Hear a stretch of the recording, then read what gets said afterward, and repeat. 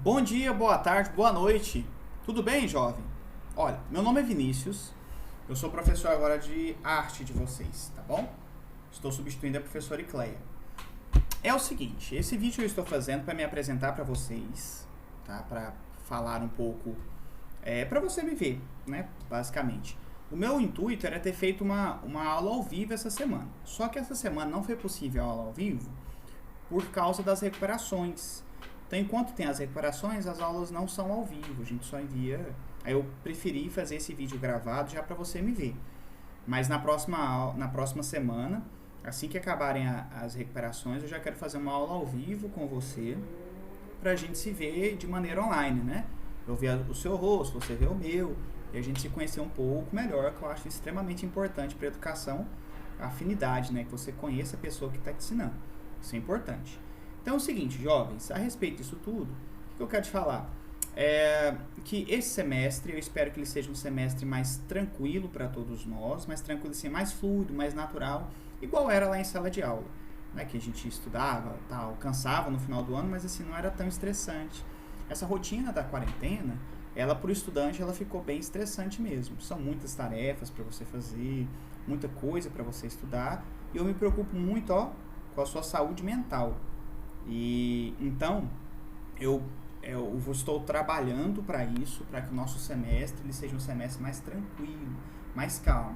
Não vamos deixar de ver conteúdos, tal. Teremos a nossa parte conteudista, sim, mas eu também não quero que você, sabe, se estresse demais e chegue no final do ano assim extremamente esgotado. Eu não quero isso para você. Então, dessa maneira, eu pretendo trabalhar para que o nosso semestre seja um semestre mais tranquilo, tá? Um semestre psicologicamente mais tranquilo. Lógico que nós vamos trabalhar, mas em primeiro lugar a sua saúde mental. É isso que eu me preocupo. Jovens, igual eu já te disse, tá? Meu nome é Vinícius, às vezes alguns de vocês já me viram por aí na escola, nos corredores. Eu sou aqui professor na escola já tem um tempo, já ministrei várias disciplinas. Então, às vezes passei já pela sua sala para, sei lá, vigiar uma prova, alguma coisa, só fazer uma troca. Às vezes você já me conhece. Mas para quem não me conhece, satisfação em conhecê-lo e pretendo, sabe, ver você, lembrar o seu nome, tudo, e vai dar tudo certo. Agora, a respeito do nosso conteúdo, primeiramente, editor, diminui a minha face aí, por gentileza, para que as pessoas vejam o conteúdo. Obrigado, editor. O editor sou eu mesmo, né? Não sei se vocês repararam até agora, mas quem faz edição sou eu mesmo. Eu não contratei ninguém para fazer essa edição maravilhosa aqui, que é a minha. Príncipes do futuro próximo. A gente entra agora num conteúdo chamado a arte românica. Chama-se assim mesmo, românica. Tá, essa arte românica, do que isso se trata, da onde isso sai? Presta bastante atenção. Vocês acabaram de ver a estrutura clássica, né, neoclássica e tudo, lá dos gregos, dos romanos, coisa linda. Isso é na Idade Antiga. Agora a gente entra na Idade Média. A Idade Média, ela refere-se do século V até o século XV. Então, se você pegar aí, por exemplo, né, a marcação histórica aí do século V até o século XV, você vai estar falando de Idade Média. A nível de ensino médio, é isso. A nível de Enem, a nível de livro do ensino médio, é assim que ele trata, né? Idade Média começando no século V e terminando no século XV. Então, o que acontece, príncipes? Acontece o seguinte: a arte românica é quando a gente entra aqui na Idade Média. Para falar de arte sem falar de história, é impossível, tá? Tem essa relação da arte com a história. E a história já nos mostra algumas coisas muito importantes para esse momento aqui. Os romanos, eles foram dominados pelos bárbaros, né? E só que a gente tem que lembrar de uma coisa, né? Bárbaros foi o nome que foi passado para o mundo ocidental para eles. Por que eles eram chamados de bárbaros? Bárbaro é todo aquele que não tem a cultura do grego e do romano, que nesse momento, né? Então eles escreviam assim: esses caras, eles são bárbaros, que era uma maneira de depreciar também a imagem dessas pessoas que estavam dominando esse novo território. E a gente também tem que lembrar desse detalhe, né? Quem escreveu a história aqui desse momento das invasões foram os próprios romanos. E aí o romano tá perdendo o território dele, ele vai escrever coisa boa do cara, fala: nossa, mas todo mundo chegou aqui numa educação assim, absurda, falando, por gentileza, retire-se da sua casa e tal. Lógico que não, que a gente tá falando de uma guerra, de uma batalha, de uma dominação. Então agora, o chicote estala. Então, que acontece? Acontece que durante esse processo aqui, os romanos, o Império Romano é dominado pelos bárbaros. Ora, mas quem eram esses bárbaros? Os bárbaros eram os indivíduos, igual eu te disse, que não tinham uma cultura romana. Então, eles eram pessoas que vinham, por exemplo, da Normandia, das regiões germânicas.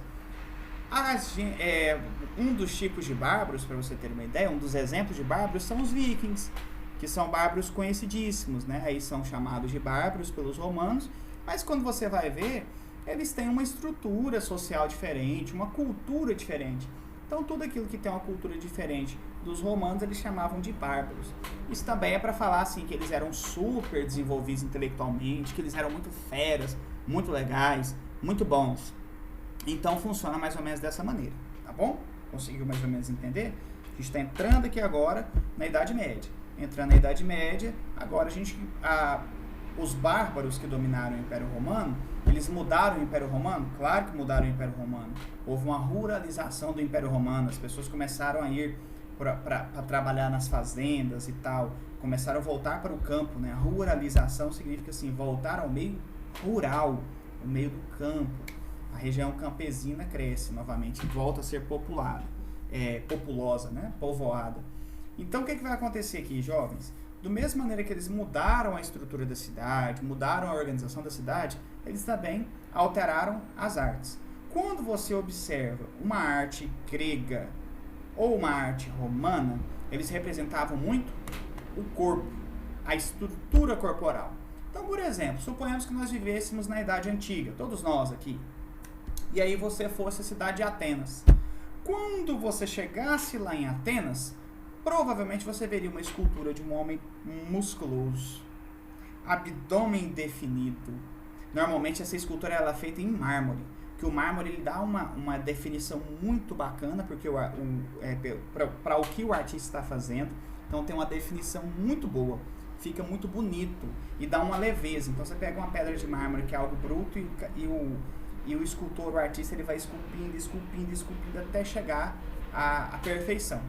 Então, ou que eles imaginavam como perfeição. Então, assim, os músculos eram muito bem definidos, os detalhes das esculturas greco-romanas eram fantásticas. Então, você ia chegar na Grécia, maravilha, e você ia ver uma estrutura lá, uma escultura de um homem super sarado, barriga de tanquinho. Esse cara, provavelmente, ele era calvo, ele tinha poucos cabelos, assim, faltavam alguns cabelos nele para demonstrar um charme, sabe? E também ele usava um óculos, que óculos demonstra intelectualidade. Todo intelectual que se preze, ele usa óculos. Isso é clássico. Até se ele não tiver problema de vista, ele vai usar um óculos porque fica chavoso. E aí, ó, ele vai estar lá assim, ó, com a aliança na mão esquerda, nesse formato, nessa posição, porque essa posição também é intelectual aqui, ó. Tumblr. Maravilha. Obviamente, quando você chegasse na Grécia, você ia ver uma escultura minha. Tô brincando, né, meu príncipe? Não é isso não, mas eu digo o seguinte, lá na escultura, na sociedade grega, eles representavam muito bem o corpo. E quando eles iam representar, eles representavam assim, o corpo muito bem definido. Então, provavelmente, eu não seria uma escultura lá com a minha barriguinha, que eu tinha que dar uma malhada. Que eles cuidavam da mente e também cuidavam do corpo. Mente são, corpo são. É assim que eles pensavam. Então agora, quando chega na Idade Média, aqui na arte românica, tem um detalhe. O detalhe é que eles deixam de reproduzir a figura humana e eles passam a reproduzir agora as estruturas. Então, na Idade Média, na arte românica, o foco agora não é mais o corpo humano. Não é a representação da figura humana, da figura da perfeição, não. Agora, a representação são das estruturas. Professor, mas qual estrutura? Eles pensaram numa estrutura muito bacana, que é essa estrutura aqui, ó, desse jeito. A escultura de abóboda, chama-se abóboda, igual está escrito aqui, ó, abóboda. Essa escultura de abóboda, como que ela é feita, professor? Como que ela é assim, construída? Eles construíram um arco aqui, tá vendo? Esse arco, ele dava uma sustentação muito boa para essa estrutura. Aqui em cima desse arco você poderia, inclusive, colocar um andar, uma outra estrutura aqui que ele suportaria. Então, eles fazem essa estrutura de abóbada. Aí eles tinham dois modelos de estrutura de abóbada. Ou a abóbada de berço, que era essa daqui, tá vendo? Se você virar de cabeça para baixo aqui, parece um bercinho essa parte, ó. Lembra um bercinho? Então era a abóbada de berço e a abóbada de aresta, que era quando você pegava dois bercinhos aqui, duas abóbadas de berço e intercalava as duas. Ela ia virar a abóbada de aresta. Tá vendo aqui, ó? Olha um bercinho de cá, olha outro bercinho de cá. Então você tinha aqui duas estruturas intercaladas de berço que ia virar uma abóbada de aresta. Abóbada de berço do lado esquerdo, abóbada de aresta do lado direito. E essa estrutura, ela foi muito inovadora, muito interessante, né? Porque aqui, igual por exemplo, essa abóbada de aresta, você só tem 4 pernas aqui, 4 pilares segurando toda a estrutura. É muito resistente, interessante. Aqui eles faziam umas decorações legais, bonitas, esculpiam algumas coisas aqui, ficava tudo maravilhoso. Tudo muito lindo. E essa estrutura começou a aparecer muito aonde? Começou a aparecer nas igrejas. Nas igrejas. Na Idade Média, a principal coisa dentro da cidade, assim, a principal estrutura, a maior que tinha, era da igreja. A igreja era muito grande. E lá dentro sempre as esculturas de abóbada. Olha aqui, ó os arcos. Tá vendo? E essa estrutura de abóbada dentro das igrejas, a igreja ficava muito grande. Ficava muito vultuosa, você olhava assim, ela era, nossa, impressionava mesmo, porque dentro da cidade, normalmente, a maior estrutura era a igreja, parecia uma fortaleza. Inclusive, eles começaram a chamar as igrejas de fortalezas de Deus, porque elas eram grandes, sólidas e resistentes. Vou te mostrar aqui, ó, só um exemplo de uma na prática. Olha aqui essa igreja, tá vendo? Da arquitetura românica. Essa igreja da arquitetura românica, olha a quantidade aqui de arcos, tá vendo? Olha as abóbadas aqui de berço. E olha a porta da igreja, olha a quantidade de abóbadas que tem aqui, ó. Que serviam para estrutura e também serviam para decoração. Era uma tendência. A tendência da época era essa, entendeu? E funciona até hoje, assim, nas artes. Na vida, né? Na moda, a gente tem tendências. Uma época é salto alto, outra época é salto baixo. Uma época é salto agulha, outra época o salto quadrado. Então, assim, a moda também ela possui tendências. Igual a arte também, nesse momento aqui, da Idade Média, a tendência era essa arte românica. Editor, por gentileza, aumente a minha face mais uma vez. Obrigado. Esse editor é muito bom. Ele é muito diferenciado. Príncipes, é o seguinte. Eu vou deixar para vocês uma listinha, tá, de exercícios. Poucos exercícios. Não vai ser uma lista gigantesca, não. Uma lista tranquila de exercícios para você ir se familiarizando com esse conteúdo. E na nossa aula ao vivo, nós faremos. Eu quero te conhecer, então faça o possível para você estar na nossa aula, por gentileza. Eu quero te conhecer lá pela aula. E aí nós falamos um pouco mais sobre essas estruturas e vamos dando continuidade no conteúdo de maneira tranquila, tá? Não precisa afobar também não, de maneira calma.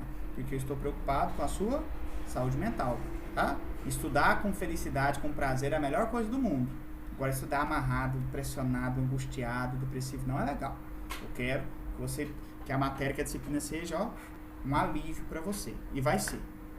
Um beijo com álcool em gel no seu coração e até o nosso próximo encontro. Tchau, tchau.